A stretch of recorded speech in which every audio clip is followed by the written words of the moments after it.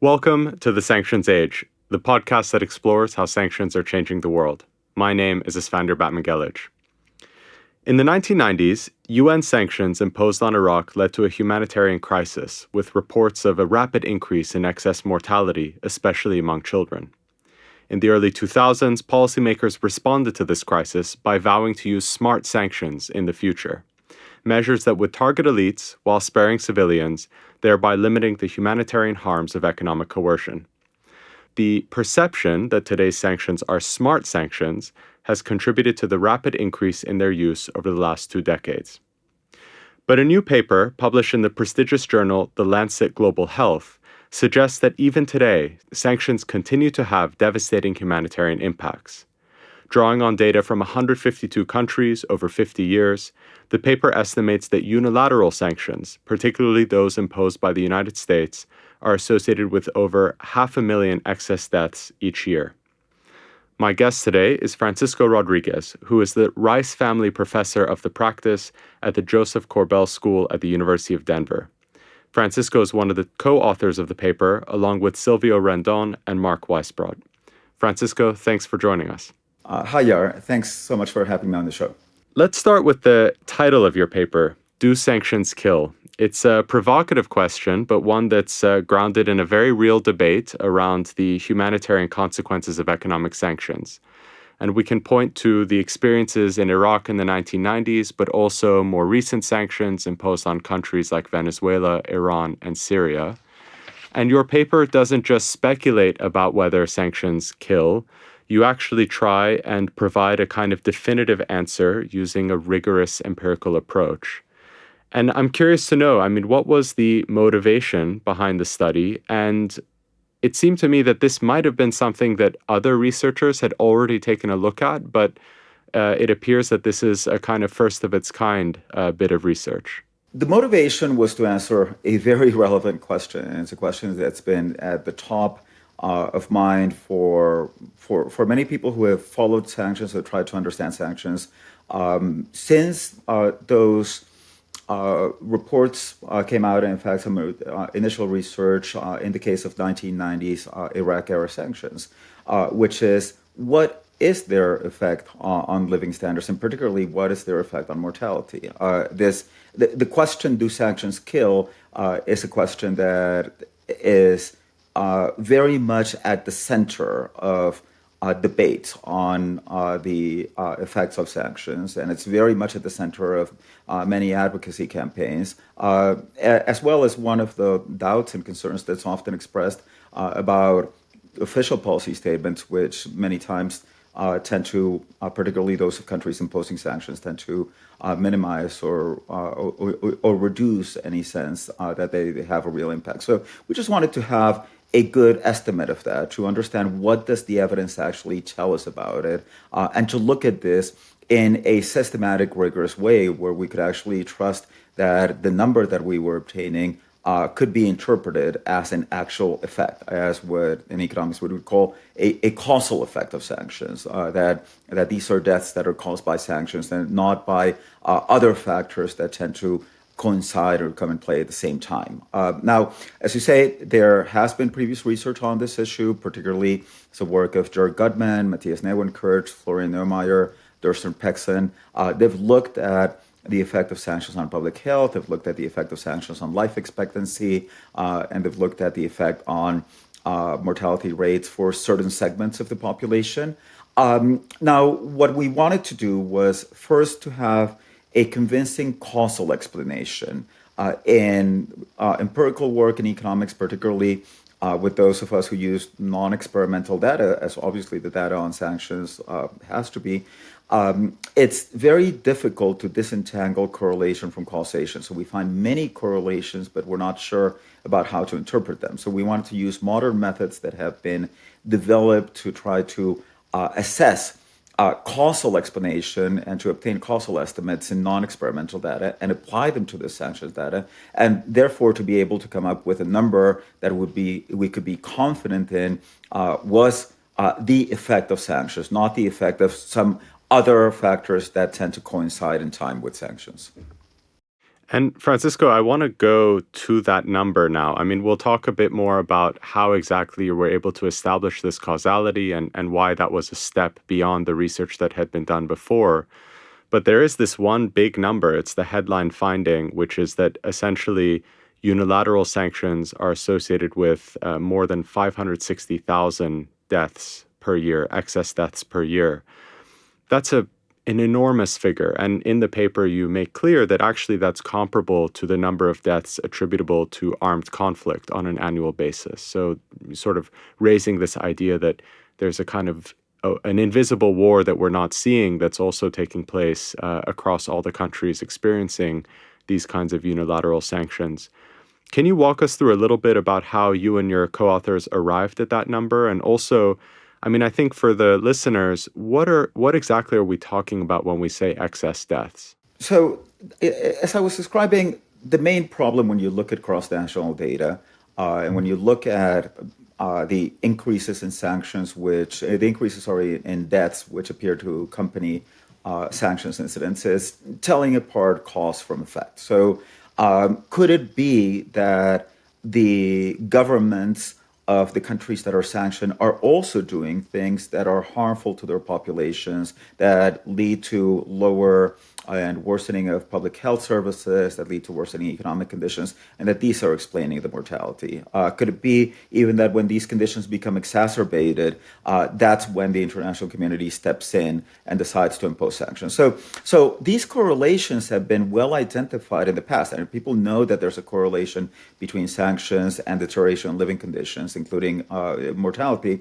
But being able to solve this question of, is it really sanctions that are causing the increase in mortality, was something that had vexed researchers for a long time. So we use a variety of methods, and in fact we use 4 methods of what are known as quasi-experimental techniques, which are techniques that are used to carry out causal inference in non-experimental data. And just to describe one of the approaches, which is our baseline approach, and is the one that's associated with that figure of the 564,000 deaths. When you are comparing sanctioned with non-sanctioned countries, so when you have a data set in which you have data on many countries that are sanctioned, and some of them are sanctioned for part of the data coverage period and are not sanctioned for other parts, and some countries are never sanctioned. So you're comparing countries which, in many senses, are inherently different. And this is at odds with the way in which we think about doing clean causal inference. So how do we usually approximate, when we can do it, the effect of estimating the policy effect of an intervention, such as sanctions or such as any other thing that governments could do?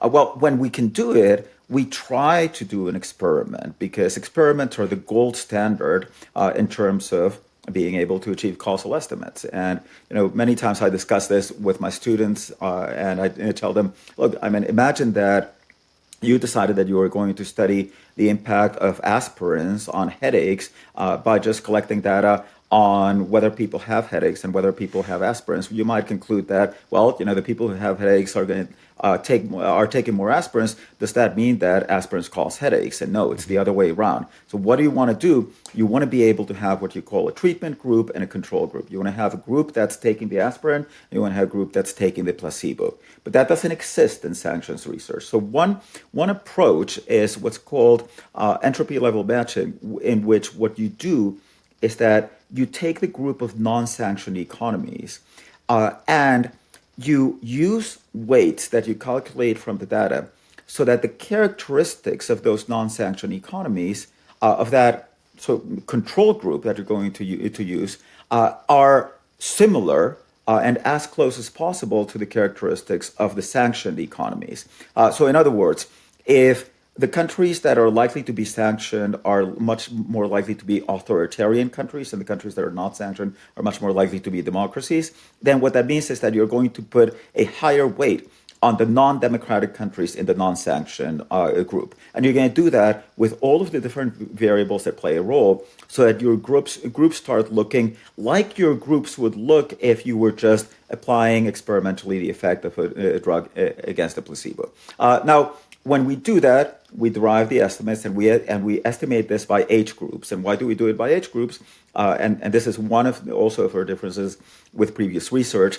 Some previous research had just looked at the effect on mortality overall, the effect on life expectancy, but it turns out that the effect on different age groups can vary significantly. We find, for example, different effects, systematically different effects, say, for children under 5 than for adults or than for persons in the older age population between 60 and 80 years. So we estimate the mortality effects by the different age groups, and then we derive estimates of how much this mortality increase in sanctioned economies, in sanctioned countries relative to non-sanctioned countries. And then from that, we build up an estimate using population figures and using the distribution of the population across age groups for sanctioned countries of how much these coefficient estimates actually imply for the aggregate number. And something that's important about this, so a lot of times the discussion tends to center on the headline number, and it's an important one, the one that you mentioned, 564,000. This is the annual deaths that are attributable to sanctions. But what I would highlight is that it's also very important in social sciences to have a sense of what our confidence intervals are. So what's the level of uncertainty that we have around this estimate? And our 95% confidence interval, which means that we can, with a 95% probability, claim that the causal effect of sanctions allows the attribution of this number of deaths to sanctions, is between 368,000 and 761,000. So even if you take the most conservative estimate here within that confidence interval, which is 368,000, it's still a very large number, and it's still a number that is comparable to the number of people that die in wars, in the different wars that are ongoing at this moment in the world. Now, I would also say, yes, it is a large number. Now, it is not an unreasonably large number. I mean, when you do this type of exercises, you look at the data, you look at the results, you make sure that you're estimating your results with a clean methodology, and then there's always a check that you have to make. Do the numbers make sense? And in fact, this number represents around 4% of the deaths in sanctioned countries. So what we have to understand is that sanctions impact a large fraction of the world's population, around a third of the world's population. So therefore, this is a very large number to begin with of people, and of people who are dying in these countries. So what we're deriving from our results is that what the effect of sanctions is to increase those deaths in sanctioned countries by around 4%. Francisco, I mean, I want to go to a couple aspects of what you just raised, which is one, going into more detail about the different mortality effects among different age groups, and also what you raised, which is this kind of almost ethical question about, well, you have what is a very large impact, and it is related to the fact that sanctions are affecting a large number of people around the world, and so even a marginal increase in mortality would lead to many more deaths. But before we get there, I am curious to know a little bit about kind of how you've approached this question of the methodological rigor of the paper, because I did get the sense reading it, and certainly from my experiences with the controversy often around trying to attribute humanitarian harms to sanctions, that you and your co-authors have been very methodical, in part because you were anticipating pushback on some of these findings, and you wanted to make it clear, not using just one econometric method, but using 4, that this was a finding that was defensible and that this was a causal relationship that, was really clearly demonstrated with a high degree of confidence. I mean, for you and your co-authors, how were you thinking about wading into this debate and with this paper? And obviously, given the journal that it's going to be published in, I expect that it will have a sort of significant impact on future research and on the policy debate. Yes. In fact, we know that this is a controversial topic. We know that this is a topic that is at the center of policy debates. And obviously, given the implications, it's something that is likely to spur that debate even more.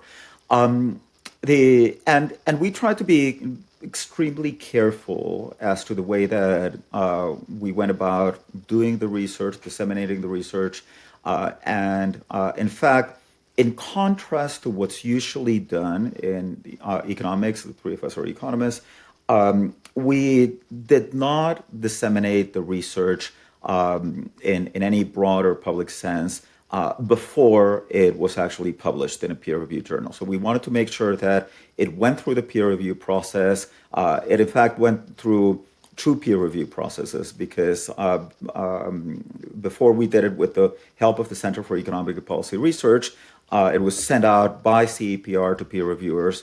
And then after we incorporated those suggestions of the peer reviews, then we submitted it to a journal, the Lancet Global Health, and there it went through a peer review process again. And after we had dealt with and addressed all of the questions and suggestions that came out of those sets of reviews, then we feel confident enough, well, now that it's going to be published, it's gone through the peer review process, that these are effectively results, not only that we believe are solid, but that have been accepted through the process designed to do so by the academic community as sufficiently established for public dissemination. Now, as you say, this is a long-standing question in sanctions research, and there are numerous cases in which the consequences of sanctions have been identified in the sense that researchers have gone to the countries that have been under the impact of sanctions, and they've seen the actual deterioration in living conditions. But there is this cause and effect issue, which is not easy to disentangle. And it's an issue that economists have dealt with and econometricians for several decades. And what I felt when I started looking at the sanctions literature is that there was a space to make a contribution here by incorporating methods that had been systematically used in other areas of economics, but had not yet been applied in this way to sanctions research. And I'd like to point a little bit here to the intellectual origins of these methods. I was a graduate student at Harvard in the 1990s, and I remember once a UCLA econometrician, Ed Leamer, came to give a talk, and Ed Leamer had authored a paper that had caused quite a lot of stir that was called "Let's Take the Con Out of Econometrics." And Leamer had effectively claimed that a lot of the work that was being done in econometrics was work that was not reliable, that we couldn't really trust the estimates because they didn't address this causal issue of, we cannot do experiments in economics, so we don't know whether a correlation is really a causal association. At the time at which I was at Harvard, one of my professors, Guido Imbens, was a young assistant professor, and he was also thinking very carefully about these issues. And in fact, a few years ago, Guido Imbens, I was very much overjoyed to learn that Guido, together with David Card and Joshua Angress, had won the Nobel Prize in economics. And they are credited with having essentially created what's known as the credibility revolution in econometrics. And it was a response to the concerns raised by Edward Leamer, which are, how do we actually come up with methods that we can trust, give us causal estimates, and how can we design an approach that allows us to address this causal issue?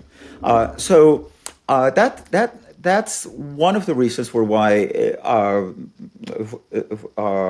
we did what we did, which was essentially take these methods that have been used and have become prevalent in much of the work in modern econometrics, but which had not been applied systematically to sanctions research, to try to get an answer to a question that was pressing and important.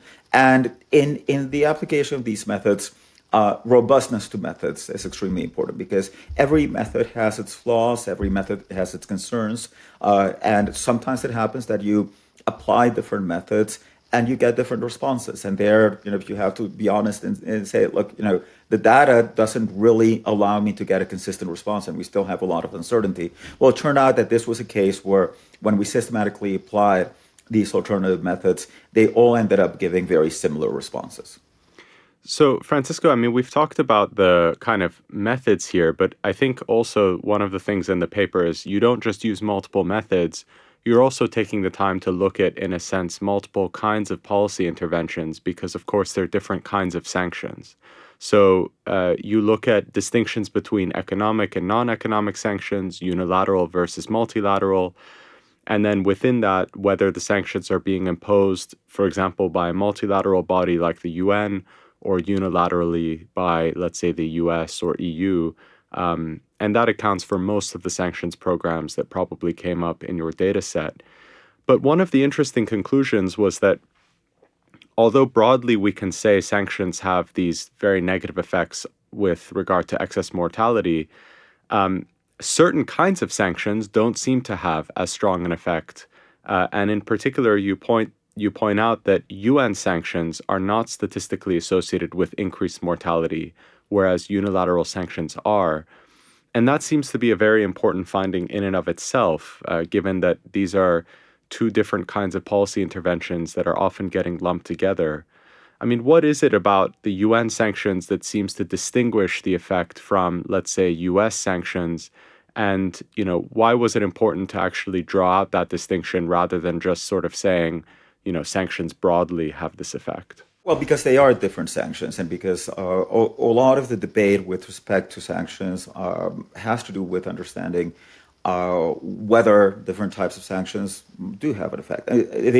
First of all, to center on this other distinction between economic and non-economic sanctions, as you mentioned, there was an attempt that began in the 1990s and has gained significant force to try to make sanctions smarter, that is, to try to make them more targeted. Yes, often governments claim if our sanctions are targeted, or given that our sanctions are targeted, then those sanctions are designed so that they won't have an effect on vulnerable population. They won't have generalized effects on the economy. These are questions that we need to answer with the data.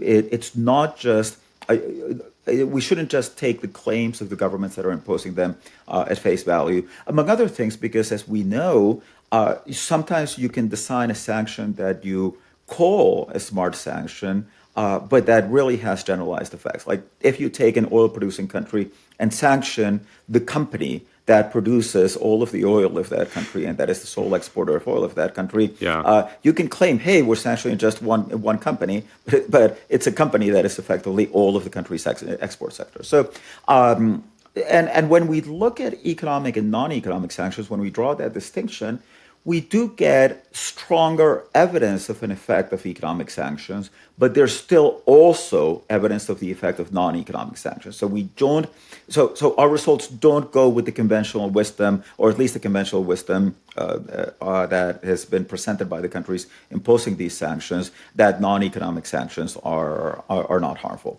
But then there was this other issue of, well, let's look at different sanctions regimes and let's try to see to what extent these sanctions coming from different sources have different effects. And the way in which the U.S. imposes sanctions, for example, is qualitatively very different from the way in which other regions impose sanctions or other bodies impose sanctions. You have seen, and of course, these differences sometimes also differ between cases. Sometimes the European Union will impose broad economic sanctions, as it's done in the case of Russia. Sometimes it won't. That is the case of Venezuela, where the European Union sanctions have not targeted the economy, whereas those of the U.S. have. The U.S. is also much more aggressive in terms of using secondary sanctions to deter third countries from engaging in any trade with the sanctioned country. So these are questions that are open in the literature. People have speculated about, that they've come up with with responses, but always not within this causal inference framework that we're using. So we wanted to know what the causal inference framework told us about how these effects were different. And yes, we find a very striking result, which is that unilateral sanctions, and particularly U.S. Unilateral sanctions, are the ones that tend to have the greatest weight and are the ones that have the largest impact. So when we look solely at UN sanctions, we do not find statistically significant effects. Now, I want to be cautious with the interpretation of these numbers because not finding an effect does not mean that you found that the effect does not exist. There are two different things. It just means that you have not found evidence that that effect is different from zero. And one thing that is important to understand is that this could be coming from the fact that since the US uses its sanctions a lot more, like right now, there's more than 80 countries that are sanctioned by the US, but there are only 10 countries that have as of today, a UN sanctions regime associated with it. So just the much more frequent use, it's like if you're testing the effect of aspirin, and a lot more of the population takes aspirin than another drug. So it will be easier to precisely identify that effect.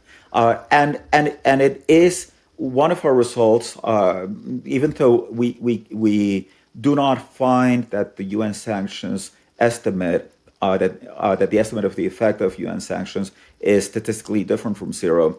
Our point estimates are positive, so that means that they are consistent. I mean, one way that one would put it is that you cannot prove that they have an effect beyond a reasonable doubt, but the preponderance of evidence is consistent with them having an effect. So It's not that they don't have an effect. Now, however, all of that said, there are a number of safeguards in the UN system. The UN system does have an explicit system of monitoring and oversight of the effect of sanctions that the US does not have and that the European Union does not have. In fact, we recently learned that 2 years ago, the US actually created an office for the first time to evaluate the effect of sanctions and hired 2 economists, which is progress coming from zero, but it's a very small number for 81 countries that the U.S. is sanctioning currently. So, on the other hand, it's also the case that since the UN has this, the UN sanctions decision. I mean, the UN is a deliberative body by its own composition, by its own creation. The sanctions come through the UN Security Council. And in the UN Security Council, of course, there are 5 countries that have veto power, that have special status as permanent members of the UN Security Council. But all of this requires that there be a high level of international consensus that sanctions must be imposed. And it also implies that since these countries tend to have different visions on what the aim of sanctions are and what they try to achieve, most of the times they tend to converge on, not all of the times, but most of the times they tend to converge on a more minimal or restricted definition of what the sanctions should try to do. Whereas in the case of sanctions that are imposed, say, unilaterally by the US, sometimes they're exclusively determined by the policy and political agenda of the government that's imposing it. And that means that they can be used much more aggressively by the US. And in practice, that's what the evidence tells us. It's also another fact that's important is that UN sanctions are imposed under the UN Security Council mandate. And that means that there must be a global threat to security, such as, for example, the North Korea weapons program. In the case of the US, there's no such limitation. And in many times, sanctions have been imposed by the US with an implicit or explicit objective of regime change. So when sanctions come together with the objective of we're trying to change this government, then you're likely to be much more aggressive in pursuing that objective. And I think, Francisco, that's one of the really interesting things that your paper points to, which is this idea that how you impose sanctions can have an impact on something like this excess mortality that you're seeing. So if there is more of a deliberative process, if consensus is important, if monitoring is put in place, then those might be measures that lead to less of the instances in which you have a very aggressive use of sanctions, in which one of the effects is this harm for ordinary people. But you approach this paper as economists, and I think it's very much an economic study. But at the end of the day, there is a little nod in the discussion to a bit of moral philosophy, because of course these are also ethical questions about the appropriateness of sanctions as an intervention. And you note in the discussion that, if your findings demonstrate, and they seem to do so very convincingly, that basically there is this reality that sanctions kill, then the normative assessment of sanctions is becomes something that we have to grapple with. And you note that both from a kind of rights-based perspective or a consequentialist perspective, if sanctions lead to a loss of lives, then, quote, that should be sufficient reason to advocate for the suspension of their use. And I think that's an interesting place to end up in the paper, because ultimately, this is the kind of finding that seems to suggest that you should be using sanctions less frequently. That being said, I think a lot of sanctions proponents would suggest that this is maybe, even if they were to acknowledge this negative impact, that it's the lesser of two evils, in the sense that sanctions are often being imposed as an alternative to something like a military intervention. Why do you think that there's a disconnect right now between the reality that you seem to be observing in your study, that sanctions actually do lead to hundreds of thousands of deaths per year that would have otherwise not taken place, and the political momentum that we see behind sanctions, this real energy for the increased use and their continued application to a wider range of countries?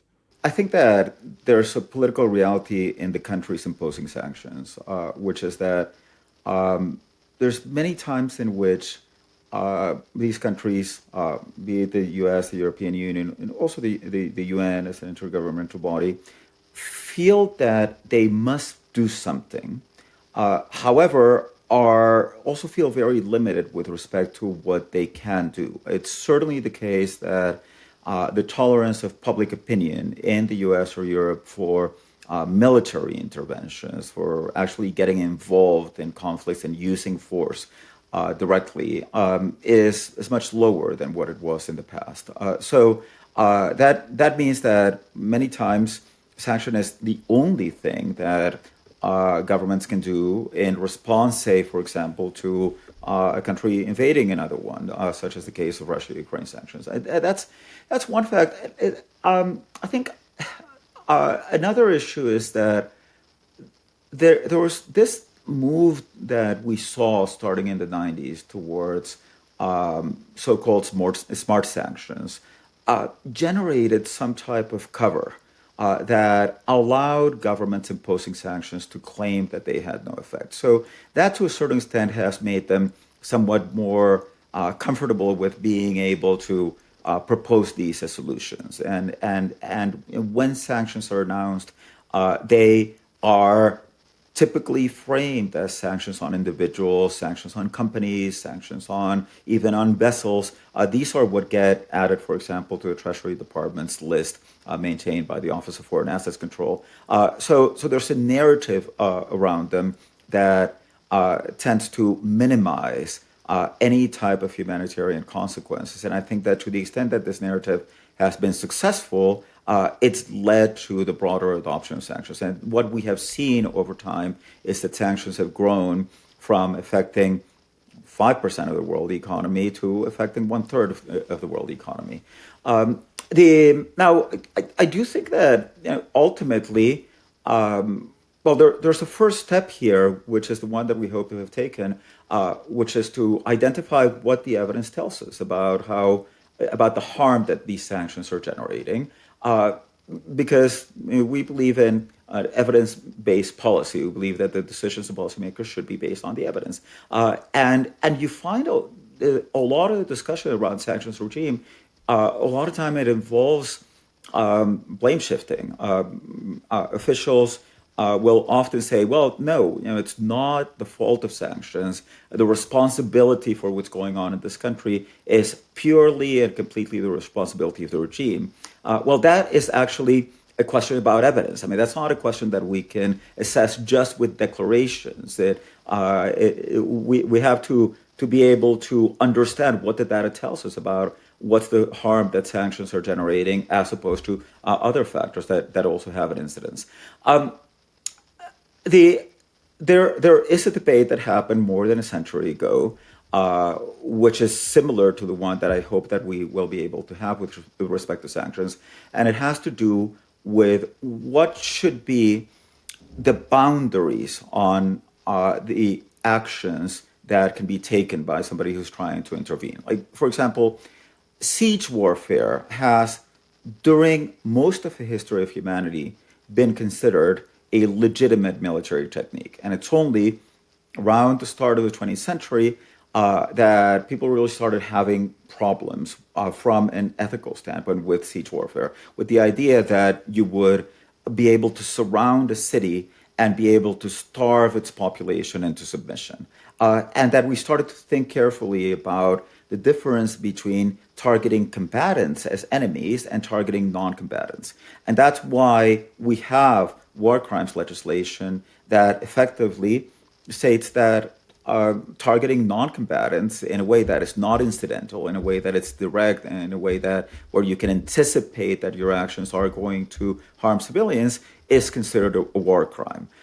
We have to have a discussion of this type with respect to sanctions, because it can't just be a discussion about effectiveness. The discussion can't just be about measuring whether we're going to get something out of it, and if that is worth the damage that it's inflicting on populations. So, by the way, if we have the discussion about effectiveness, there's another strand of the literature which also shows that sanctions are not very effective. Sure, So you're not even getting, it's not even a comparison of, okay, you're causing this harm, but you're getting this bigger the benefit. countries that are being sanctioned are transitioning to becoming democratic societies, or human rights violations are diminishing, or countries are less likely to adopt nuclear weapons because they're sanctioned. None of that seems to be happening. But we have to have this discussion to grapple with the consequences of what we're doing.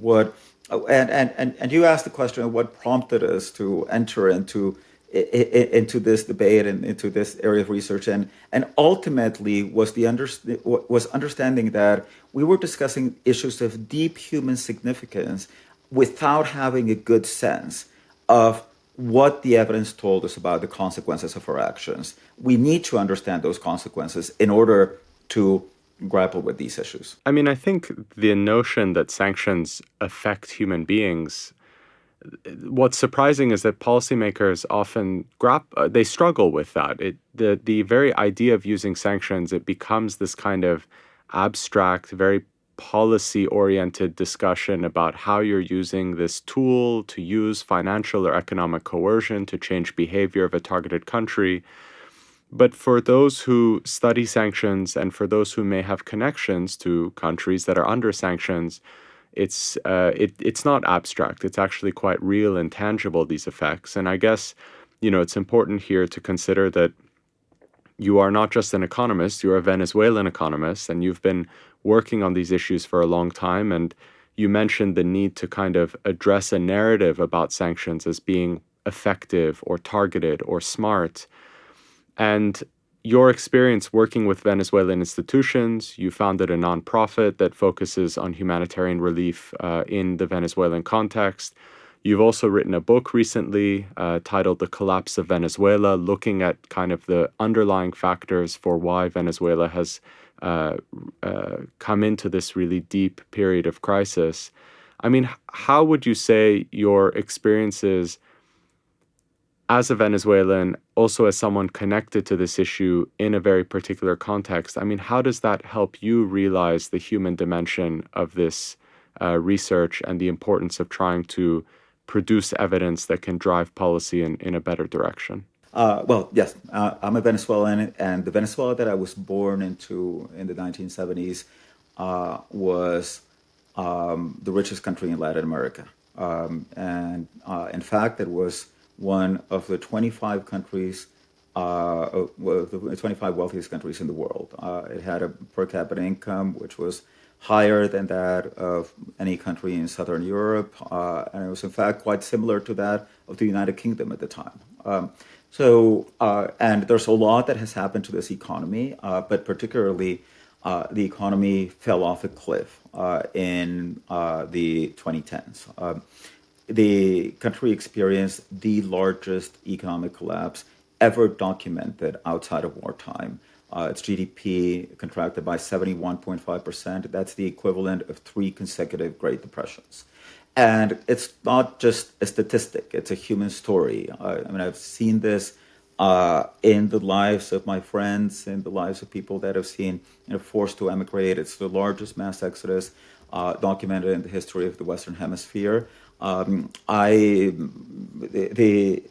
It was so unusual 20 years ago to find a Venezuelan outside of the US that I would actually literally, when I was studying at Harvard, I would literally look for the other Venezuelan student, not student, who was at MIT or at BU, and I would search them out, and we would connect because it was so rare to have Venezuelans abroad. Now, I live in Aurora, which is a suburb of Denver, and there is a Venezuelan community that actually has arrived under very difficult situations, and it's also been unfairly stigmatized with just completely false allegations about things like gang memberships. Actually, I've done some studies on that, and I found that the rate of gang crimes, of gang-related incidents, has actually declined in Aurora in the past 4 years, which was been the period of upsurge of Venezuelan immigration. So, Incredible. It becomes very human because, literally today, I have seen, every day I see, through social media or through WhatsApp groups or people who contact me, of Venezuelans who are being picked up by ICE and deported, and the Venezuelan mother who was picked up and she had her children in school and she didn't know who was going to pick up her children because she was going to be possibly sent on a plane to a prison in El Salvador with no due process. So to me, there's a sense in which the way that I felt when the country's collapse started, because I've also seen it in slow motion. I've been observing the collapse of the country and looking at the evidence as it happened. It just became impossible to think about anything else. It's like nothing else seemed relevant if the country where I grew up in, the country that I identify myself with, the country where my family and my wife were from, it was just disintegrating. And I actually did not start out as a sanctions expert. 10 years ago, I didn't even know the sanctions literature. I'm a macroeconomist trained in economic growth, and I started trying to understand what was happening to the Venezuelan economy. And I remember in early 2018, March 2018, which was around just a few months after the first financial sanctions had been imposed, which had been in August of 2017. And in March 2018, I was looking at the data, and I remember looking at the data on Venezuelan oil production and seeing that there was an inflection point. That means that there was a rate of decline in oil production, but it had strongly accelerated right after the sanctions were imposed. And I remember calling up a friend of mine who is an oil sector expert and asking him, hey, so, I found this and it's really striking. What do you think this has to do with? And then we had like a 1-hour conversation, and we came to a hypothesis that, hey, sanctions probably played a role. But it was like, it's almost like discovering that you have a food allergy that you never had before, Yeah. so that the first time that you get really sick after eating shellfish, then you say, well, hey, there's something going on here, but maybe you attribute it to something else. But then January 2019, then we saw oil production drop again after the first sanctions. Then after the secondary sanctions, we saw oil production drop again. Then when the Biden administration actually eased sanctions, we saw oil production start to increase. So, if you have 4 or 5 episodes of feeling really sick after you eat seafood, then the likelihood that you have a seafood allergy is so we saw the emergence of this essentially emerging in real time. I think that actually answers. I mean, so on every episode of this show, I ask the guests, when was it that they kind of realized that sanctions are changing the world, or sanctions are something significant? And I mean, it's really striking to hear that you did not set out to be a sanctions economist, and here you are writing what I'm sure will be a seminal paper trying to establish this causal relationship between sanctions and excess mortality. And I think the explanation you gave about how could anything else really matter when you look at the impact of a policy intervention on a country and its contribution, not that it's fully responsible, but its contribution to a disintegration that affects so many people, leads to mass migration. I think that's, tremendously compelling, and I think it comes through in the research as well. But Francisco, I mean, I want to end our conversation by sort of asking you a question about what you hope to achieve with this paper. I mean, it's an economics public health paper. It's coming out in a journal. It's peer-reviewed academic research, but obviously it has import for this debate that's taking place around the kind of appropriateness of sanctions, their effectiveness, their the ethical considerations of their use. If you were to imagine, or if you were to sort of try and explain what you want this paper to achieve in terms of shaping the public debate, I mean, what would that be? And how would you hope that some of these findings might filter into a more kind of general understanding among the publics in countries imposing sanctions about what these measures are really doing in countries around the world? Well, the first thing that I would point out is that part of the discipline that I learned in studying economics and in seeing economics practice by the people whom I respect and admire is that yes, I mean you come to economics, to a study of economics, because you're interested in issues that have deep human import, and you want to understand them and you want to change the world. But there is a moment at which you have to abstract from that, and you are a scientist. You're trying to understand what the data says, and you set out to be as willing to receive a negative result as a positive result, to find that they had effect or they didn't have effect. And in fact, not all of the results here align with my priors. I found this lack of significant identifiable impact of UN sanctions, for example, we found surprising, and we investigated it and we explored it, and we're confident that that is what comes out of the data. But that's the idea, that the data should be, that looking at the data and looking at the evidence should allow you to change your mind.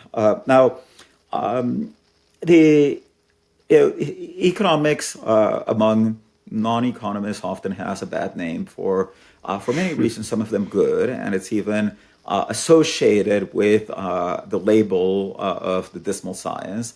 The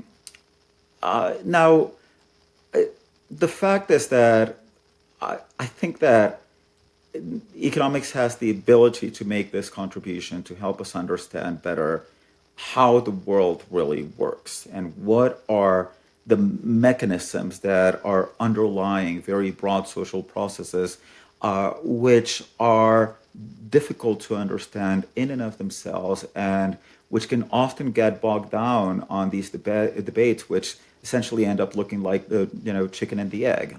So we have a way, we have some techniques and methods that allow us to get past these questions and that allow us to inform public debate with an assessment about what are the underlying mechanisms and what are the effects of certain policy interventions. I also, when I first started my PhD at Harvard, I also didn't at the beginning want to, or I didn't think that I was going to end up becoming an empirical macroeconomist. I was very interested in issues related to what's called the field of welfare economics, social choice, the interaction between philosophy and economics. And I remember kind of going to the philosophy department to see John Rawls debating Amartya Sen and Nozick, and just having these intensely ethical debates about how is it that we do right. So my hope is that as an academic economist, I can play a role, and that this contribution can play a role in informing that debate and in allowing us to be better aware of the consequences of our actions and taking choices which can save lives. I think that's an excellent mission to have as an economist, and I think it's exactly the kind of thing that the study of sanctions needs. So, Francisco, thank you for taking the time to come and discuss your fascinating and I think very sobering research. Thanks very much for the invitation, Yar. I'm Esfandir Batmagelic, and this has been The Sanctions Age. Our show is produced by Spiritland Productions. Thanks for listening.